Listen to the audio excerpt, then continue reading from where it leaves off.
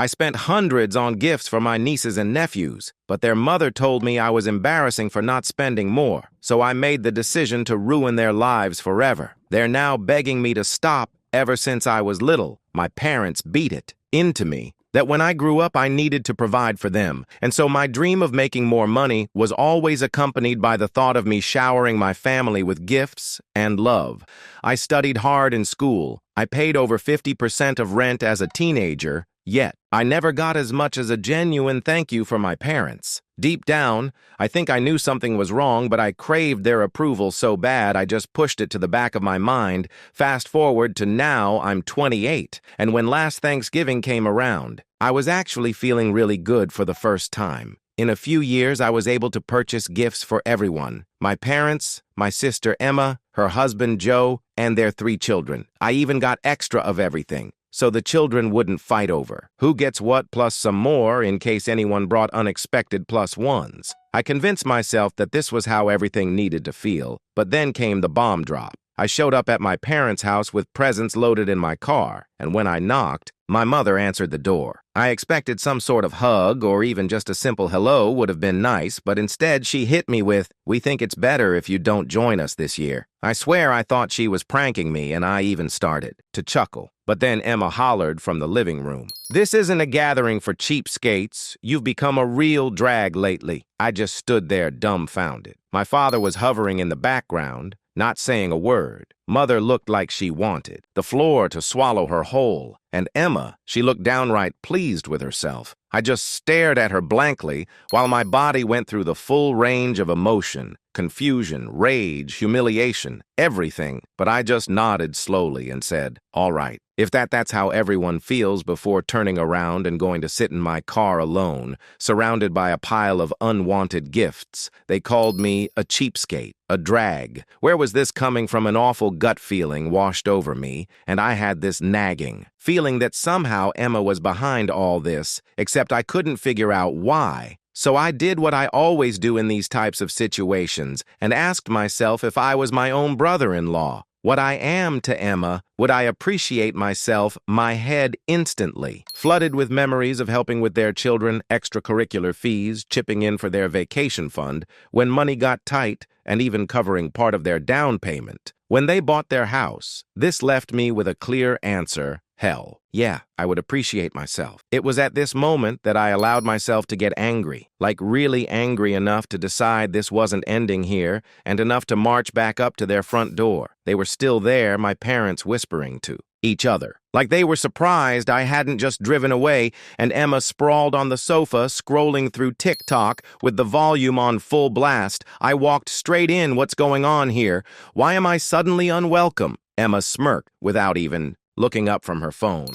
"You think we haven't noticed that you've been slacking lately? Even the children know they've barely gotten anything from you in months." Honestly, I would have rathered that she slapped me in the face rather than spew. That bull and I couldn't help but raise my voice. "Are you kidding me? I have hundreds of dollars worth of presents for your children sitting in my car, right?" But she interrupted. "I don't want to hear it. A few years ago when they were born, you did way more. It's honestly embarrassing." I turned to my parents expecting some kind of intervention or support. Instead, Mother gave me this awkward half smile and said, "She's got a point, honey. You just leased that new truck. You found money for that." For a moment, I was speechless. "The truck is financed," I replied, forcing myself to calm down, "and even if I paid cash, how does that suddenly make me responsible for Emma's family? They're not even my child. You make twice what Joe does," Emma interrupted. Again, while lounging back like we were discussing the weather, where family helps each other. I glanced at Joe, who was sitting silently in the corner. "So let me get this straight," I said. "Because I've been generous in the past,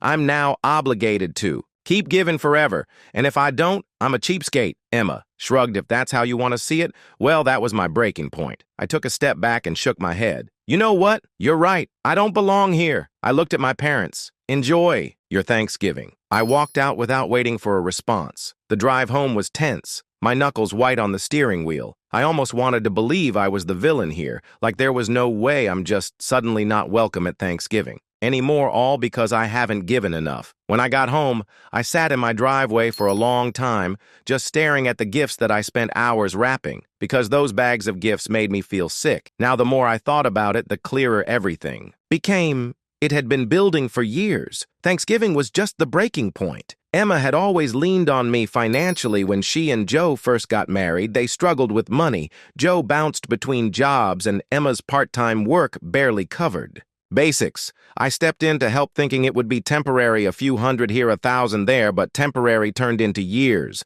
But I guess in a way it really was all my fault.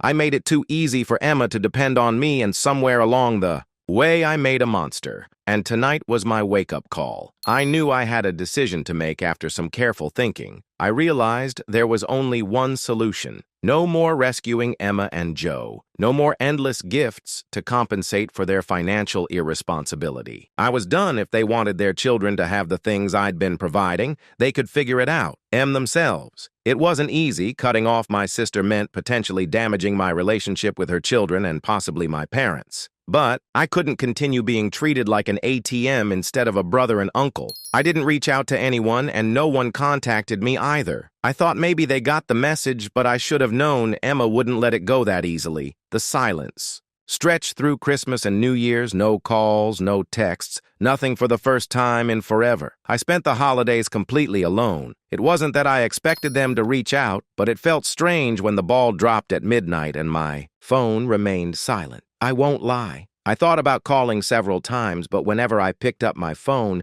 I remembered Emma's smug face and her words gathering for cheapskates. I'd been their safety net for years, and they had the nerve to treat me like I was disposable. No thanks. By mid-January, things started shifting. Joe had always been the quiet type who avoided confrontation. But one evening, I got a text from him out of nowhere. Just wanted to say, "I'm sorry about Thanksgiving. I don't agree with what happened. Emma won't listen to me, but I thought you should know." I stared at my phone for a long time, unsure how to respond. Part of me appreciated knowing someone in the family recognized injustice. But Joe had sat there silently that night, and his apology now felt insufficient. I finally replied, "Thanks for saying that, Joe, but this isn't something I can just brush off." He didn't push it further, which was fine by me. Then, in early February, Emma showed up at my apartment unannounced. I was in the middle of a video call when I heard aggressive knocking. I tried ignoring it at first, but it just kept going. When I finally answered, there stood Emma, looking frazzled and irritated. "We need to talk," she said, pushing past me before I could object. I crossed my arms. "What's this about?" She didn't waste time. "You need to stop this childish behavior and start helping out again?"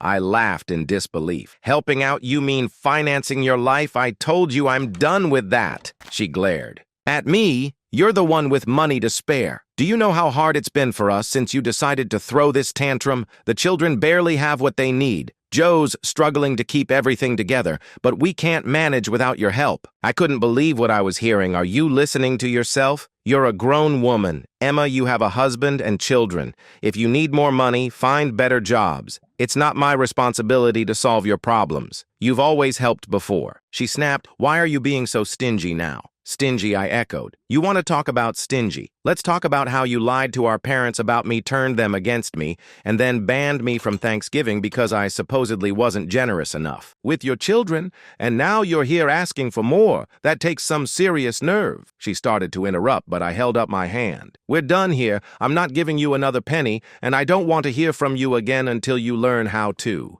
act like an adult." She stood fuming for a moment before finally storming out after Emma left. I thought that would be the end of it. For a while, she'd sulk, maybe complain to our parents, but eventually realize I wasn't backing down. I was wrong, too. Days later, I got a call from an unknown number. I don't usually answer those, but something told me I should. "Hello, is this Alex?" a woman asked. "Yes." "Who's calling?" "This is Patricia Wilson. I'm an attorney. I represent a client who's raised concerns about certain financial matters involving your family. Do you have a moment to discuss this?" I froze. "An attorney? What financial matters?" "I can't go into specifics over the phone," she continued professionally, "but it involves financial contributions you've made to your sister Emma and her family. Particularly, the use of those contributions would. You be willing to meet at my office?" My mind raced with possibilities. Had Emma taken out loans in my name? Was she using my information for something illegal,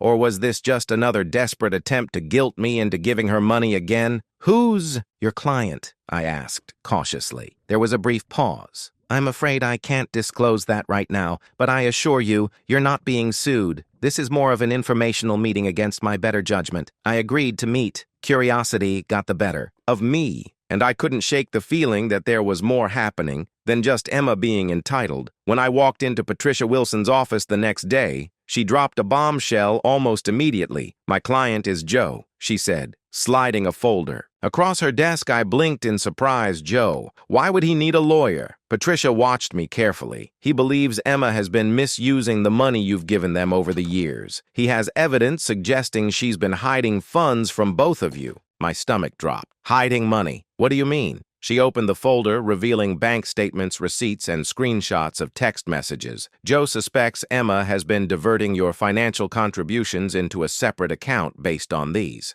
records. She appears to be using the money for online shopping spree and secret spa weekends rather than family expenses." I stared at the documents in shock. "You're telling me all those times I helped with bills and the children needs that money never went to them?" Patricia nodded grimly. "That seems to be the case. Joe discovered this recently and came to me because he wasn't sure what to do. He was hesitant to involve you initially, but given recent events, he felt you deserved to know." I couldn't believe what I was hearing. Emma had been playing me all along, taking money I thought was helping her family and blowing it on herself. I felt angry, betrayed, and completely stupid for not seeing it sooner. "Does Joe have solid proof?" I asked. Tensely, Patricia nodded and pushed the folder closer. "See for yourself." I flipped through the documents, finding transfers from my account to their joint account that matched times I'd helped with emergencies. Then there were withdrawals to a separate account in Emma's name alone.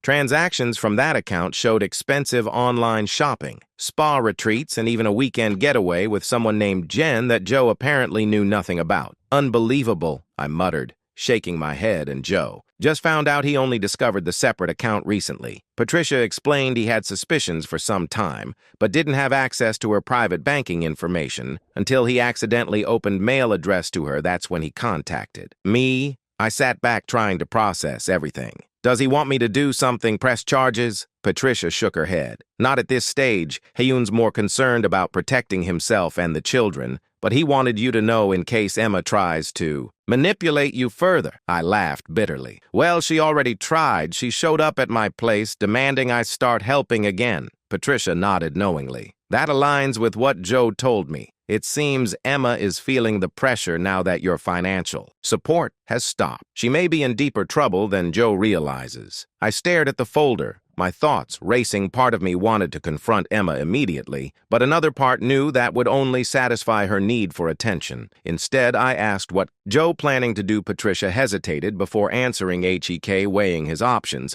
"He wants to ensure he and the children are protected both financially and otherwise. If Emma's behavior escalates, he may file for separation. That hit me harder than expected. Joe had always seemed like the quiet, loyal type who'd stick with Emma through anything. If even he was considering walking away, things must be worse than I imagined. I called Joe that night. Our conversation was awkward at first, but it quickly turned into something deeper. "I should have said something that day at your parents'," he admitted. "I've never been good at standing up to Emma, but that's no excuse. Why now?" I asked why come forward about the money after all this time. There was a long pause before he answered. "The children deserve better than this. I deserve better, and honestly, so do you. After everything you've done for us, whatever you decide to do next, you have my support." I told him thank you. He replied quietly, "And I'm truly sorry about Thanksgiving. You didn't deserve any of that." We talked for a while longer, and when we hung up, I felt an unexpected sense of peace. Emma had burned her bridge with me, but Joe and the children, they weren't my enemies. And if he was brave enough to stand up to her, I wouldn't hold a grudge against him. Still, I couldn't shake the feeling that Emma wasn't done causing trouble. A few weeks later, I received a text from Joe. "We're leaving this weekend." I called him immediately, and he explained that he and the children were moving to his parents' place in another state, while Emma was visiting a friend,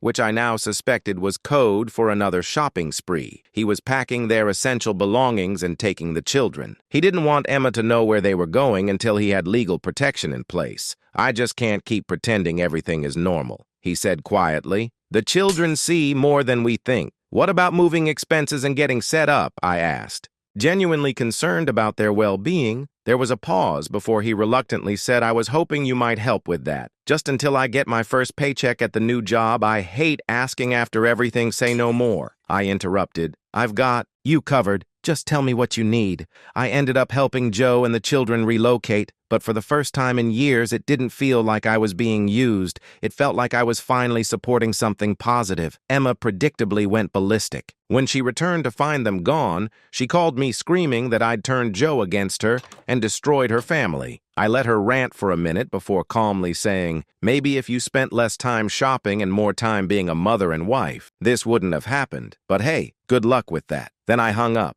Joe is doing well. Now he's found a decent job, the children are adjusting to their new school, and he's finally starting to regain his confidence. As for Emma, I hear she's still blaming everyone but herself. My parents finally learned the whole story and have apologized profusely for taking Emma's side at Thanksgiving. But honestly, I'm just happy to be free of the obligation. Some family relationships are worth saving others. Just drain you until there's nothing left.